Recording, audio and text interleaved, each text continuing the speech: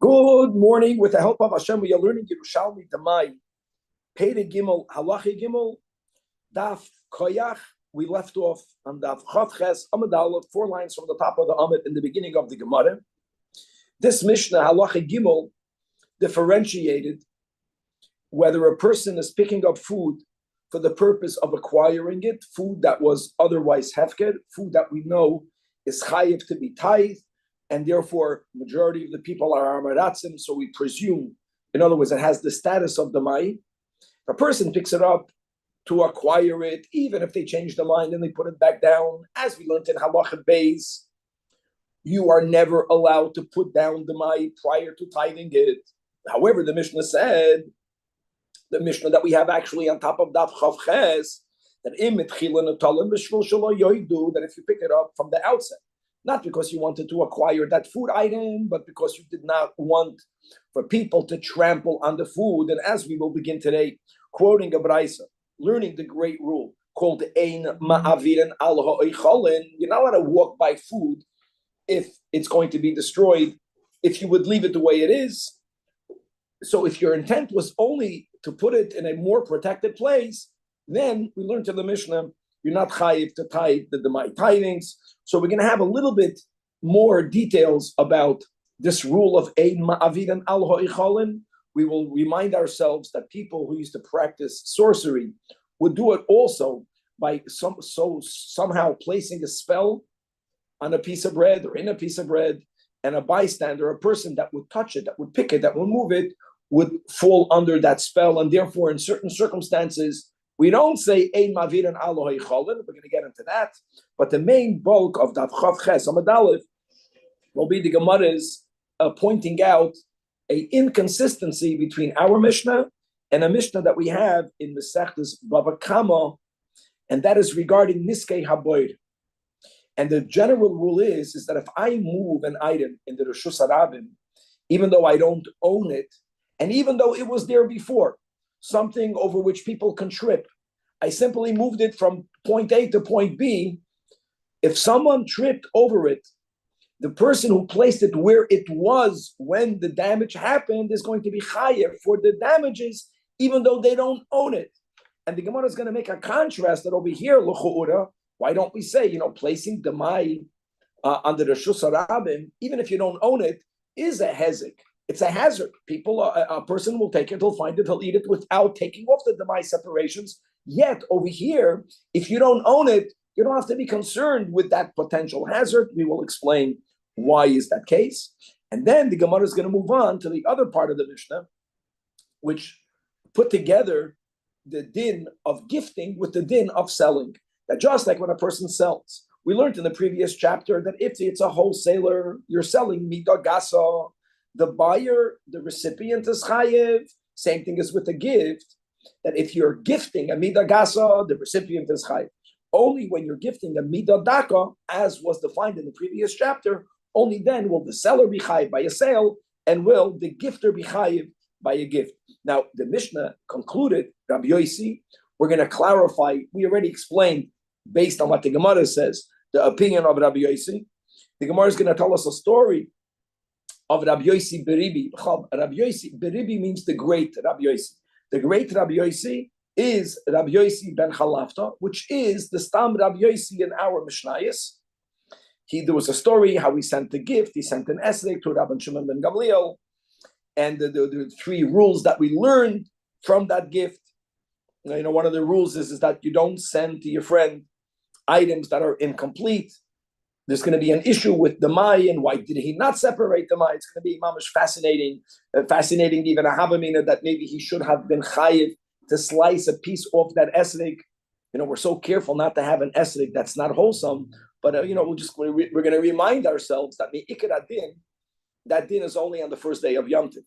But during Chol HaMoed, if you have an esrog that isn't complete, you could fulfill your obligation with it. Bottom line will be, from this whole conversation, that even though Rabbi Yossi argues with the Chachamim in our Mishnah, Rabbi Yossi in our Mishnah holds that you are allowed to gift tevel vadai, as long as you notify the recipient that it's still tevel, you're not chayiv to separate. Imagine, not the truma gedola, etc. Even though Rabbi Yossi was of that opinion, we are certain, the Gemara is certain, that in his behavior, he would not follow his own Das Yachid, he would follow Das Rabbin. And that's a big rule, that when it comes to learning, everyone was entitled to their opinion, but everyone, including those who were against the majority, would acquiesce in their behavior, in their personal behavior, to the Das Rabbim. That will be more or less Daf Chav Ches. We're going to, God willing, go all the way until the Mishnah, Halacha Daled and Daf Chav Tes. We are again on Daf Chav Ches, Amud Aleph, in the beginning of the Gemara, 4 lines from the top of the Amid. Right, the Mishnah spoke about you walk by food, the food is hefker. In the scenario where there is a chiyuv to tithe the food, it's already after the Gemara Malacha, the presumption is that it fell from an Amaretz, which means it has the status of the Mai. So the Mishnah tells you that if you picked it up to acquire it, even if you immediately changed your mind, once you made a king and it's yours, you got to tithe it, the Demai type, the Demai Maisis. But if mitchila, so indeed, Tani says the Gemara we learned in a Braisa that there is a rule. Yeah, there is a concept of you walking by food items on the public, out there, even when you don't want to acquire it, you have to move it to a place where it won't be trampled upon. And that's the rule called Ein Ma'avirin Al Ha'icholin. Indeed, that's why you are exempt from tithing it, because that was the only reason. And God knows that you know that God knows exactly why you picked it up. Says the Gemara on this topic that Rabbi Yaakov Bar Zavdi says in the name of Rabbi Abo that Hod Damar, like Hod Amar, this statement in the Braisa is only Barashayna. It's only in the earliest generations. We are referring to the generations in which people were not practicing sorcery, black magic, kishuv. But nowadays, that means in the days of Rabbi Yaakov Bar Zavdi, the days of Rabbi Abo, Mutter, you are allowed to pass by food and not to touch it, to protect yourself from a sorcerer's spell. Look inside the Marafulda, 7 lines from the top of the Amid, right all the way in the top, that maybe why was the food placed in the public domain? Because someone, so to say, put a spell into the food. And therefore, if that's a possibility, lo yiga bohen. And indeed, v'hachi isa ve'ela metzias and babli bava metzia daf chav gimel. Okay. Now, just to add to that the Rashidilyu adds another detail about kishuv on food. And look inside the Rashidilyu on the right column, 5 lines before the bottom. Aval achshav shebenois Yisrael perutzis b'chshafim maviren. You should pass by it. Don't touch it. And he quotes Mishoitziyu, he's quoting from a Sechtes Eruvin, Mefarish, that the type of sorcery that was prevalent enough for us to change the rule of Ein Mavirin was the Dafka Shleiman, only if the bread is a whole loaf of bread. Then indeed Mavirin. But Sisin, but if you walk by a slice of bread, a part of a bread, not a whole loaf, and then the original rule stands. You can't walk by it if there is a chashash that it's going to get ruined, leaving it where it is. Why? Because the psisin leyavdik shafim. It's not in our rule, because they were unable to put a sorcerer's spell in something that's incomplete. All right, l'chaim. Zelu umazeh. So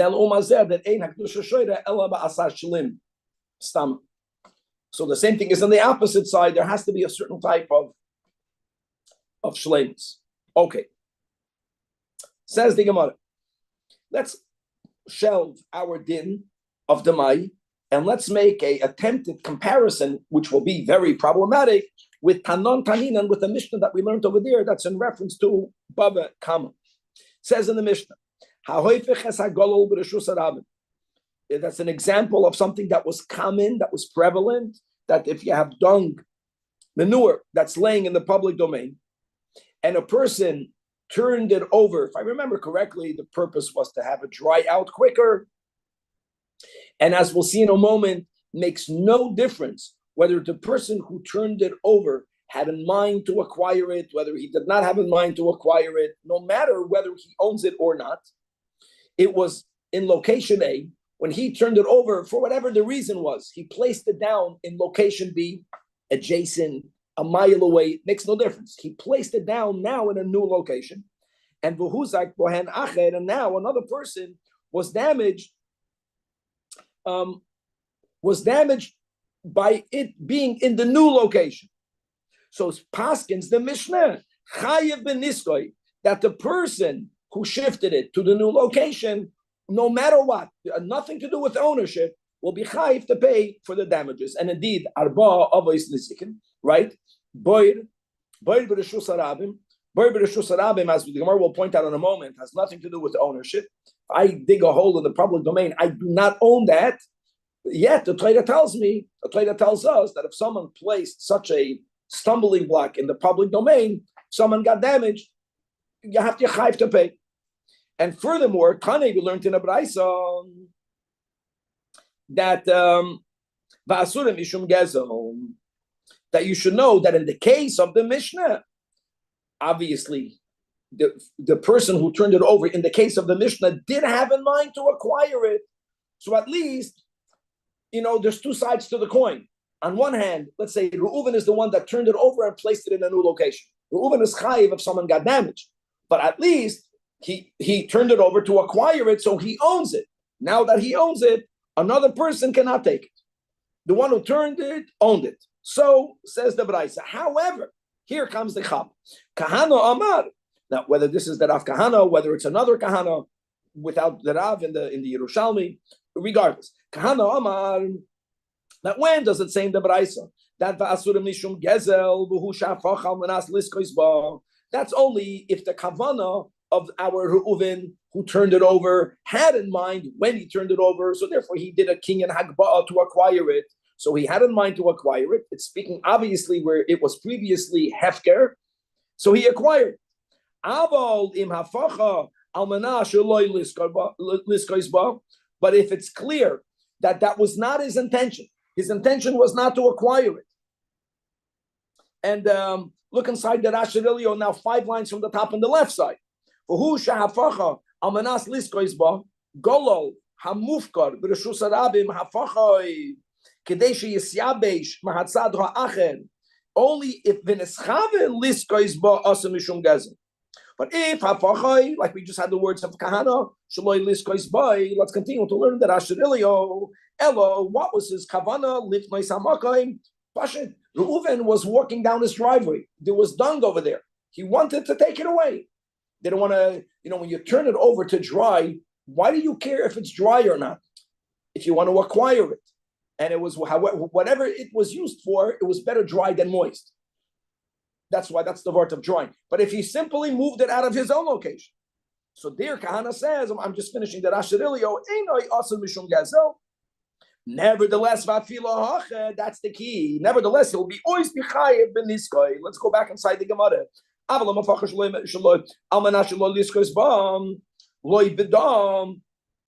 means then the Braisa is not going to say that the ba'asura mishum gesel, then anyone can acquire it. However, Abed, like we just read in that Asherilio, Kahana's statement is only b'negei gesel. But it's dafka not b'negei the first din, the ikir din, that you're chayiv mishum nezek. There is no difference. There is no such distinction. Makes no difference whether you acquired it or not. Gemara says it defeatish. Whether the Uven turned it over to acquire it. So it says, he didn't want to acquire it. Like we learned out, we know it was not to have it dried out. He doesn't care how it is. Doesn't want it. Simply wanted to clear his path.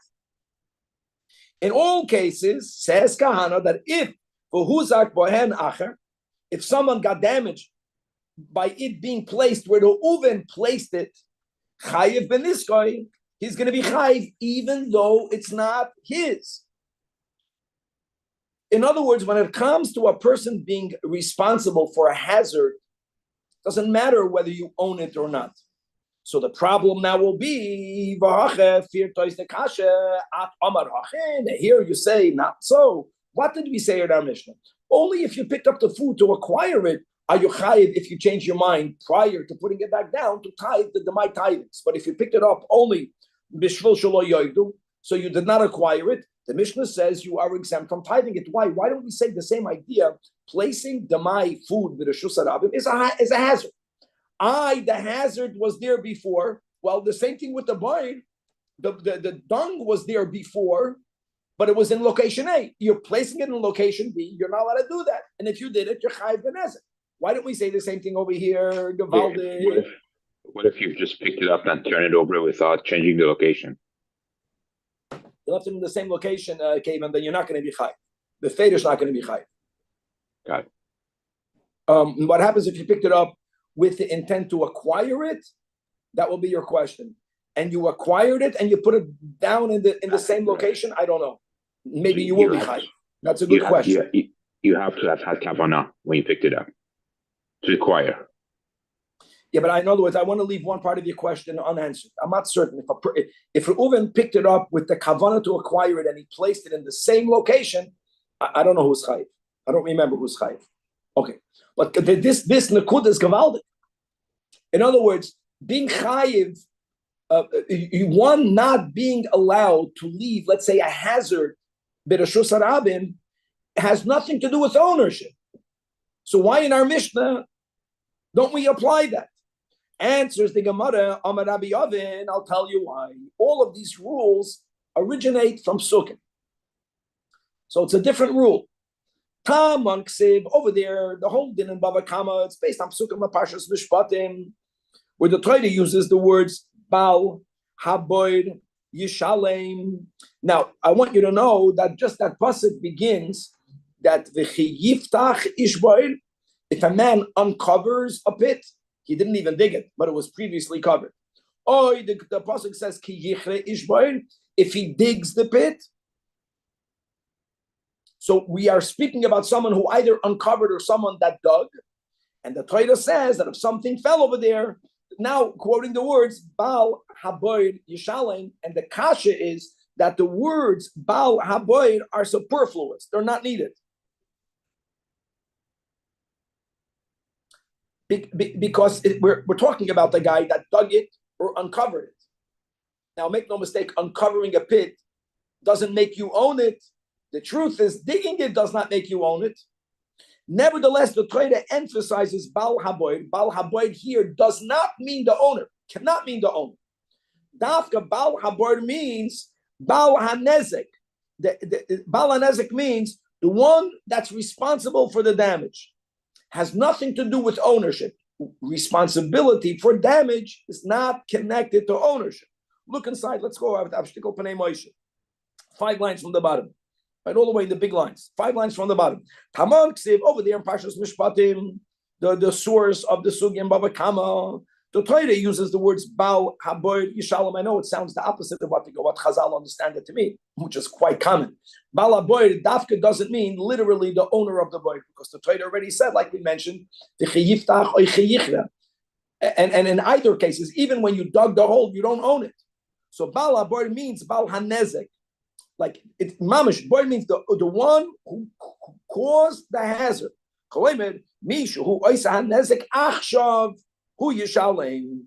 Even more than that, it's not just that the boy means Bal HaNezek. The pasuk is alluding to a scenario. A pit doesn't only mean a pit. A pit cannot be moved. A pit means any hazard, and like a rock, like a piece of dung. So even if one guy put it there initially, Yankel put it there. If Reuven moved it, that's the pshat Bal Haboid. The last guy, Mishu Oisa HaNezek Achshav. That's the Gavaldikite. Who Yishalem. That's a pasuk. And Hareyu Hafach Hasagolo Mimikoimoi. But we're going on the Pnei Moshe. That's the case in the Mishnah. This guy turned it over. Doesn't matter with what intent. And when he did that, Kavan, the case in the Mishnah is he did not put it back in the same location. And now in the new location, the Niskal by Adam Sham, someone tripped there. And meaning, that's the key. Had it been left in the original place, the guy that currently got damaged would not have gotten damaged. It's about the location. Okay, Gavaldik. In other words, as you're traveling with your donkey, you have to go backward and pick up all the dung? No, Kevin, if I did not touch it, Okay, I'm sorry. Yeah, when a person, I forgot that for a second. Correct. When you're traveling with the car, you're making pollution that goes into the air, and you're killing people by breathing your pollution. I don't know how to monetize that. But when you had an animal and the schmutz was very discernible. Well, they have special bags they place on If I'm there. not mistaken, Sometimes. I want to answer your question. If I'm not mistaken, that being that the accepted norm was for people to travel in the middle of the road, and there was dung there, so it's on the person who's walking there to be careful not to step in it. Yeah, I'm sure. It's only when it was in a location where it should not have been there. The right example will be for the people Nebuch that have dogs who own them. So one of the masteries from the dog over the owner is that the owner is running behind the dog and picking up their manure. Because you're not supposed to, in Brazil, you can leave it on the sidewalk. The minig in America is that you got to leave a clean sidewalk. Yeah, Well, I mean, which is the right thing to do, isn't it? Even though it's not mastery of animal, it's just common. Yeah, that's, in other words, that will be a better example, because the sidewalk, which is a place meant for human beings to walk, is not a place where you're supposed to have a gullo. I think in the middle of the road, you don't have to run back. If not, how do people travel? Yeah, they don't work that way. But the Torah emphasizes the guy who placed the hazard in the current location, even if he moved the bird from the originator, from the guy that was Yiftach or Yichra. So that's befedish by Niskei Haboy. And Bechlal, what was the Chazal we learned? That Shnei Dvarim Einon b'Reshusan Shel Adam v'Hakasav Asoy Ki'ilu Hu b'Reshusan. Right, Chametz b'Pesach and Boy b'Reshusan Rabim. No, there's a big chiddush by Boy. Boyd is the unique, Boyd is the exception. It's not about ownership. That's the exception. Even by Nizikin, all the other Nizikin, if I didn't do it, if it was Memoinoi Shehizik, it has to be my property. And Boyd is the exception. But over here, and now we're going to go to Pasik and Parshas Re'eh, Aser to Aser, and actually the limud is not from these words Aser to Aser, but it should say like V'goymer, because we are referring to the continuation, where it says Eis, Kol, Tfuas Zarecha, that's the key word. Zarecha means that you have to tithe. You have to tithe from your Zarecha, from your plantings, from your produce. Befedish. The chiyuv is on you, on the owner. That mishalcha atam atma aser, the ein atma aser mishalachim. So that's clear. Look inside the Pnei Moshe. All psukim, 3 lines from the bottom. Right, the last line is the little line. It should be v'goymer, right? We spoke it out many times. V'chule is on a chazal. V'goymer is on Tanakh. This is a no. So it's v'chule. I take it back. He's quoting the Gemara. The tfuah zar echaksiv cholz man shelo yizacha boy. The Torah is excluding those who don't own it, that they cannot be ma'aser. Beautiful. Okay.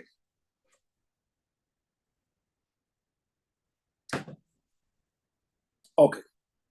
Now, the Mishnah went ahead, and the Mishnah was machadesh, basically, that just like by a sale of the mai, even though the general rule is that the owner of the demai, a chaver, is not allowed to allow anything that's not really mesuken before from his property. That will be the general rule, like it is by tevel.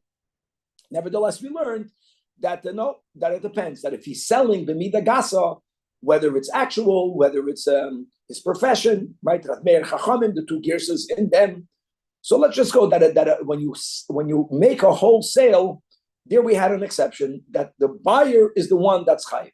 Only a chenveni, which means you're selling in a small amount, called mida daka. Then do we apply the general rule that the owner, the seller, prior to selling, has to separate the demai separations? That is what we learned in the previous chapter. Now, our Mishnah here is associating gifting and selling. So that's l'kol alma. So that was what we're according to that. Kol davar she'ein ater shoylo machri demai. Why not? Because it's mida daka. There is lo yishlach lechaveroi demai.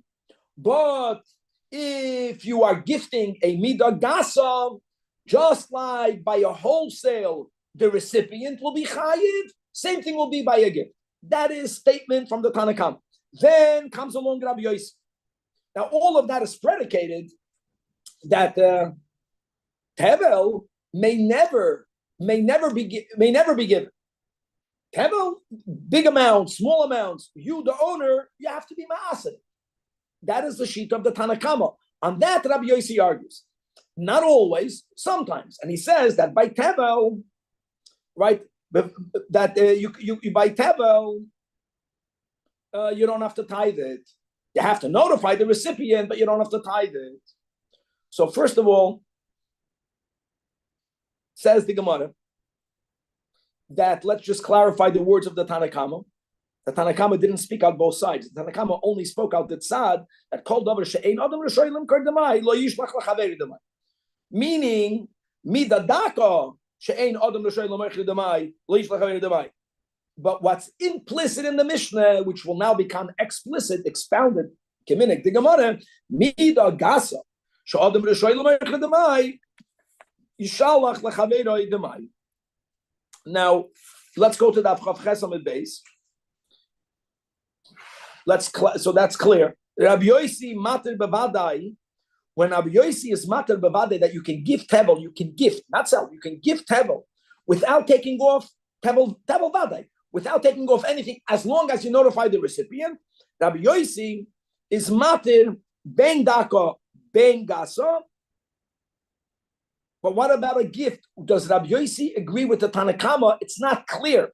The Gemara wants to make it clear that Rabbi Yossi agrees with the Tanakama by Demai. He only argues by Tevel, because Rabbi Yossi didn't make a statement. What does he hold by Demai? So that's the Gemara saying that even though Rabbi Yossi is matir b'vadei ben daka ben dasa, nevertheless, that's the chiluk that v'oiser b'demai b'daka. He agrees with the Tanakama. In other words, we can what? They're arguing that Tevel is different than Demai when you're sending a gift. Based on clear. what? Is the Tanakama holds that the Tanakama holds.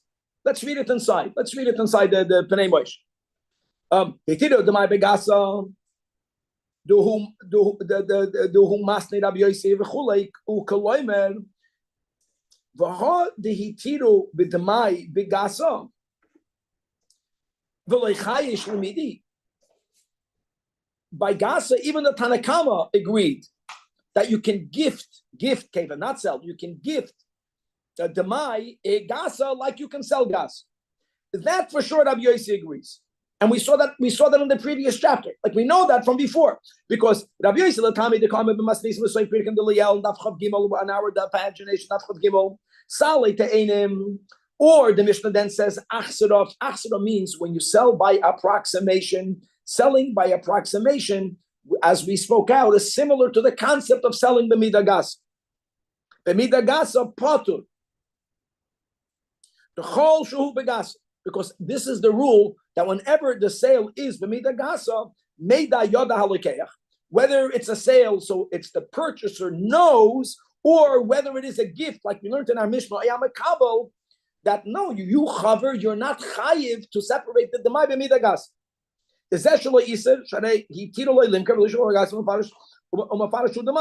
So clearly, by demai, Rabbi Yossi says by achsira b'midah gas you're potter. In other words, everyone agrees when it comes to a gift that we make a chilik between gasa and daka.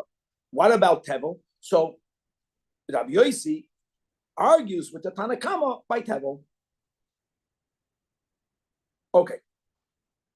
Now, before we dive back into the Rabbi Yossi over here, let's understand something. We learned on Daf Chav Beis Amud Beis 2 reasons. Why is it, guys, if you remember, why is it that if you sell the mai, b'midah gasa, why are you permitted to sell it without tithing? So let's quote Rabbi Ilah, or as the Gemara calls him, Rabbi Ilah. I'm quoting Rabbi Ilah. This sugya goes l'kula alma. Listen to me, but it goes better. We're just going to go out with one side, and we always quoted it. That means when we learned the Mishnah, the Noisei Kalim, we always quoted this idea, and that is, it's about who is making a greater deal, or who is going to really earn nothing if they're going to be chayiv to tithe the money. So as we explained that by a wholesale, the beneficiary of a wholesale, right, the seller is not making that much per item. He's not making that. The lekeach is the one that's paying a much lower amount. He's buying a greater quantity. That's the way we explain it. It's about who has more profit. So since the lekeach has more profit, don't forget, midoraisa it's tight. Midoraisa it's tight. The chachamim made a gezeira of the mai, so they said, you seller, you can make a living. That was the klal. Now we got a problem with that. The problem with that is, if that is the real underlying logic, why by a sale, b'mida gasa, the seller does not have to separate the mai, how can we compare gifting to selling? By gifting, if that would be the logic, then the gifter, even the midah daka, should not have to separate the mai. But by a sale, the midah daka, the chenveni, they make a much bigger markup. A gift is zero markup. A gift means he's losing. He's giving it away. It's based on Rabbi Ila's explanation of the chilik between a sale of midah gasa and midah daka. Why would we compare a gift? That's the Gemara. That's the kasha the Gemara is going to address. And because of this kasha that's not even verbalized over here, the Gemara comes to a certain conclusion.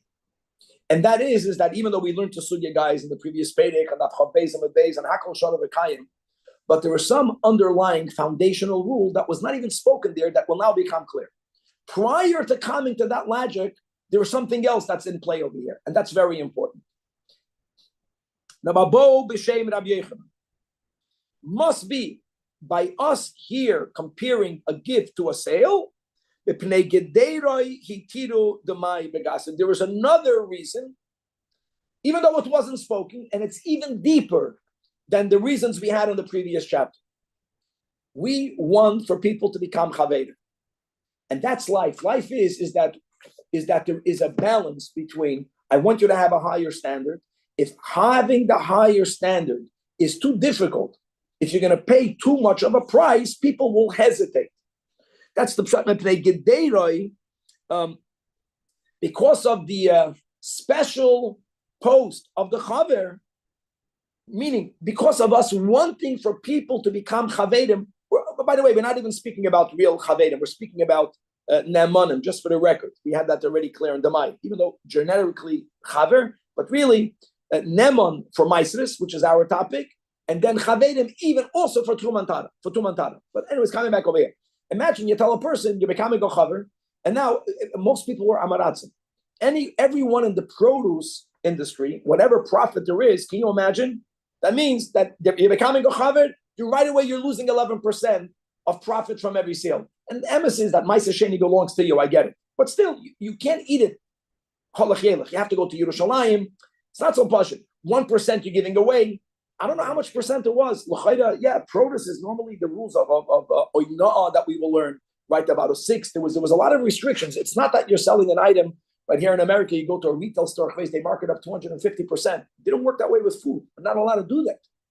We're speaking about a person that's earning a small amount of profit. So it's very disadvantageous, this restriction. That is the beginning step. Let's read it. And how did we know that? Because of our Mishnah. Who speaks out these words beautifully is the Marafulda. Guys, let's go to the second line from the top of the Amid.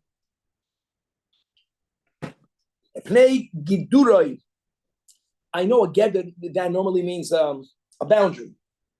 Here, the word gedder means because of it being a distinguished position that we want for people to want. Can't make it too difficult. Now, we will see why that answers the question over here. These are gewaldig. Even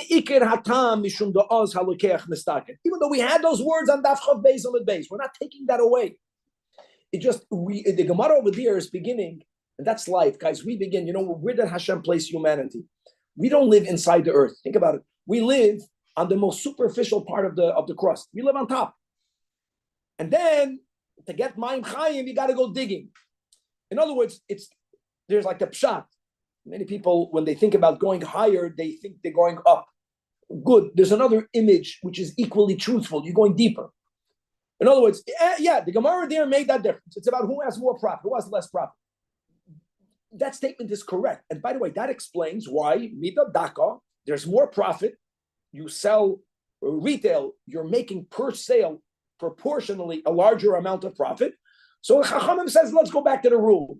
You have something, the ma, you can't get rid of it without tithing it. But underneath that, there was some other concern that overrides everything. The Imkain, if that would be the only reason, it's only about who has profit. The Imkain says the Manafulda, then the rule should have been that even when you gift midadaka, you're not losing anything. By a gift, shalech means a gift.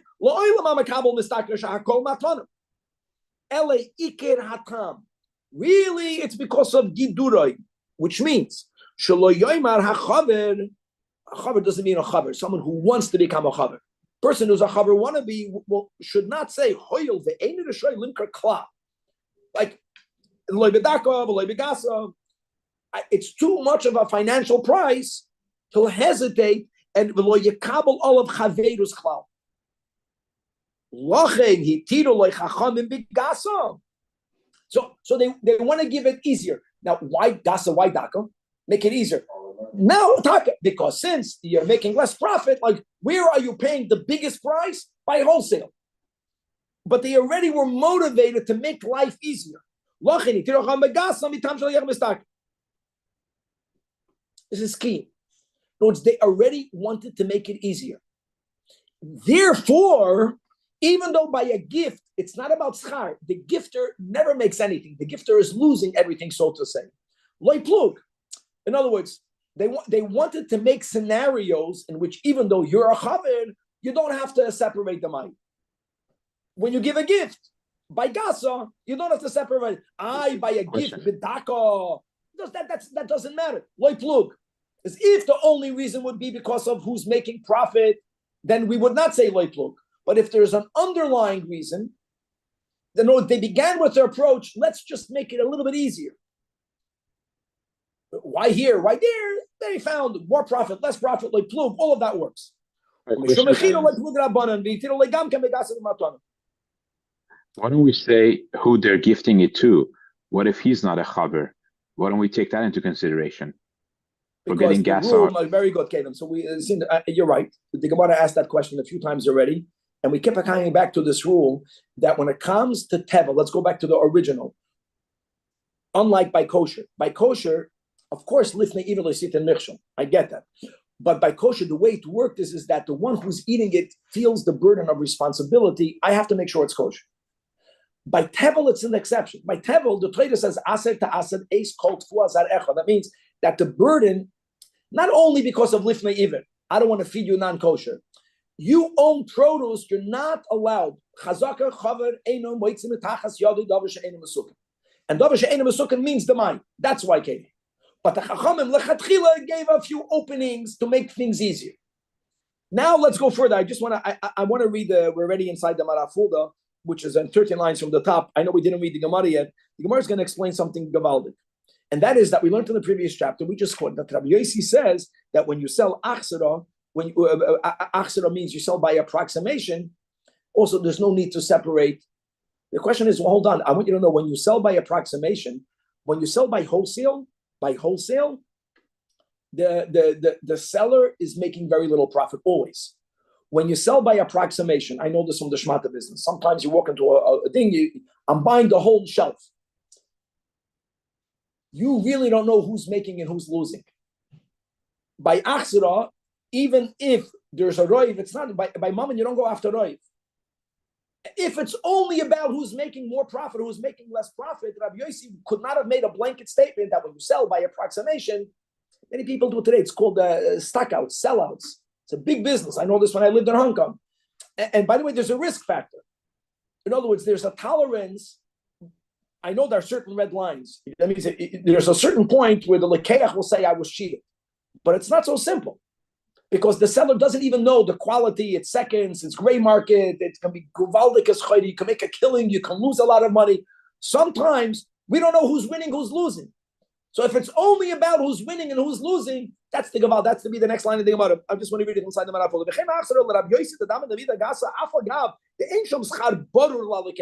Don't think that by approximation the lekeach is the winner. I witnessed how the lekeach by approximation lost big. Ganev, Gazlan. And the Moicha says, no, I didn't even know what's in there. I did not even know the qua. I didn't know.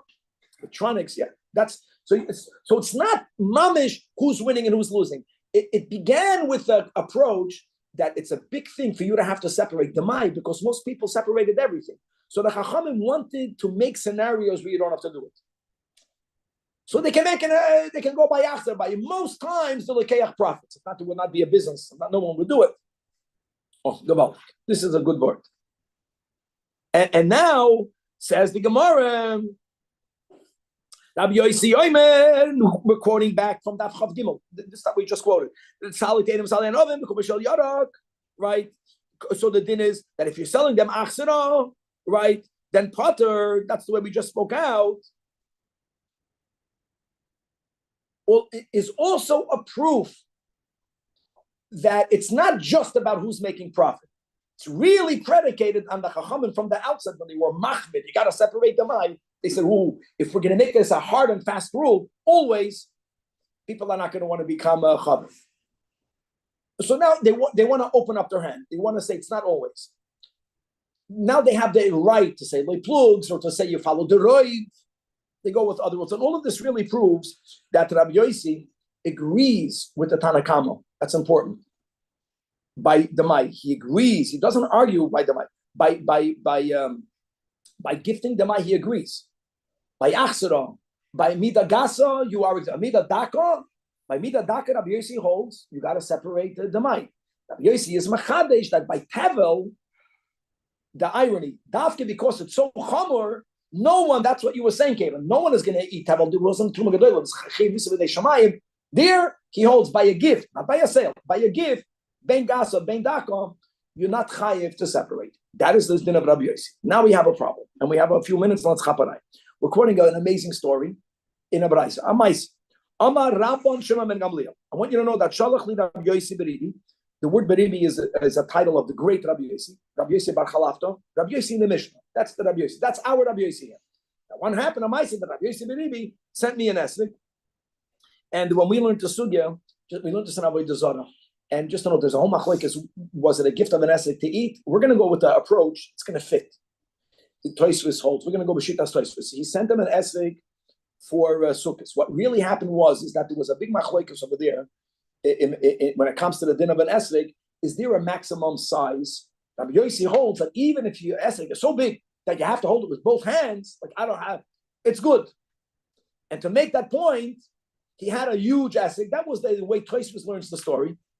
And it was beautiful, but it was humongous. And he sent it as a gift to the head of the Sanhedrin, to Rabban Shimon ben Gamliel. Now, I don't jump with Kesarim. I know that we learned that the Rabbi said that Kesarim does not have Kedushas Eretz Yisrael.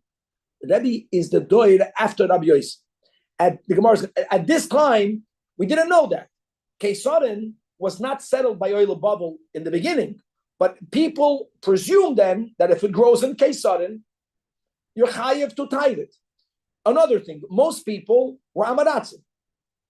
So what happened is that he got a product that came from Eretz Yisrael. No, I take that back. Most farmers, they were goyim. Goyim are not going to separate anything. In other words, the issue was tevel. So he told me that this esrog comes from Kesarim. Period. You should know. So says the Gemara that from this story we can learn three din.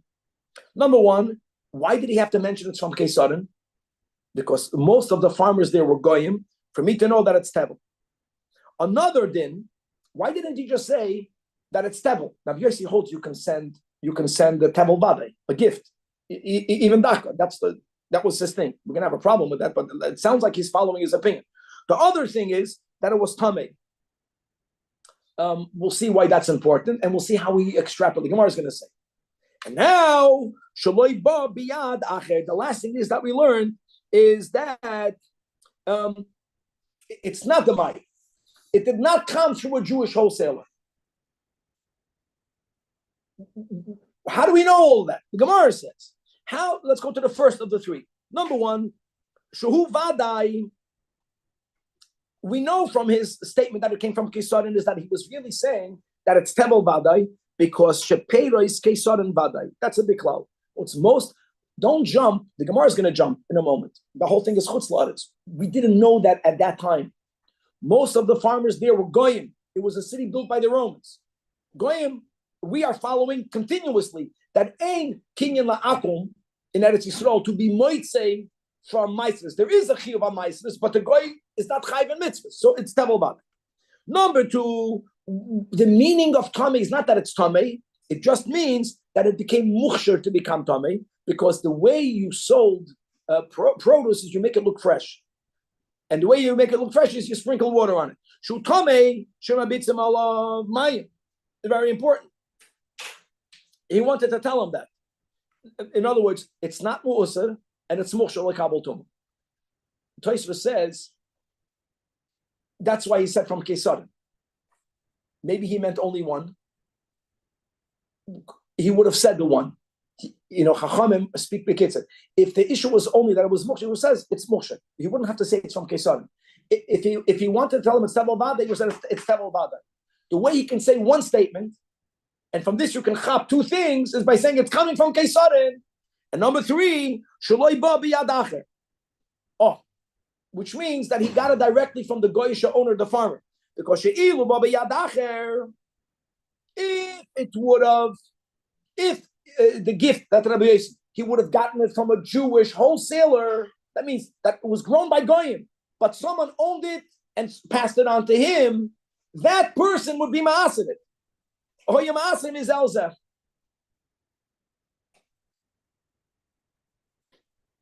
Actually, no. He's saying that there was no other esrig in the hand of Rabbi Yosef. There was no other esrig. If he would have had another esrig, if he would have been able to be ma'aser, this tevel vadai, he would have done it. He just couldn't have done it. Now, hold on. So the Gemara, why couldn't he have done it? Why didn't he slice up a piece of this esrog? Asks Tosfos, who's saying it was for sukkahs. What are you talking about? It's chassid. Says Tosfos, I know you people don't remember this, that the chiyuv of having a missing esrog only on the first day. This gift happened on Chol Hamoed. That's all Tosfos in Rabbi Dazar. So the question is, who cares that he didn't have another esrog from which to separate via aser mimenu? So answers the Gemara. I'll tell you why. Because he was the chashash lahadad the bar kapara. It's late. What is it? Bar kapara says that ein derech ben yodem lias meshachan lechavrim devarim chasedim. When you give a gift, that's etiquette. When you give a gift, don't give something that's not wholesome. Okay. So in other words, if he would have had another esrog, he would have done it. But the Gemara is asking, why? Rabbi Yossi holds that by a gift, by tabel, you never have to do it. What's the raya? That's the final shtickle. Answers the Gemara, no. I'll tell you the answer. Even though in our Mishnah he argues with the Chachamim, you have the right to argue in the Mishnah. On the Beis Medrash, you are entitled to your opinion. But since the Chachamim argue with Rabbi Yossi, big rule, he would not have behaved based on his opinion. The final question that Rabbi Zaidi boy come in, Rabbi Yosef, what are you talking about? We learned in this Masechta that Kesarim is not chayiv b'chlal. Answers the Gemara, no. Rabbi was the one that was megala that. But for Rabbi Gamliel, Rabbi Shimon ben Gamliel is before Rabbi. At that time, they didn't know about the heter from Kesarim. So therefore, yeah, you have the three proofs. Now we're late. Now we can go daven. Sorry, guys.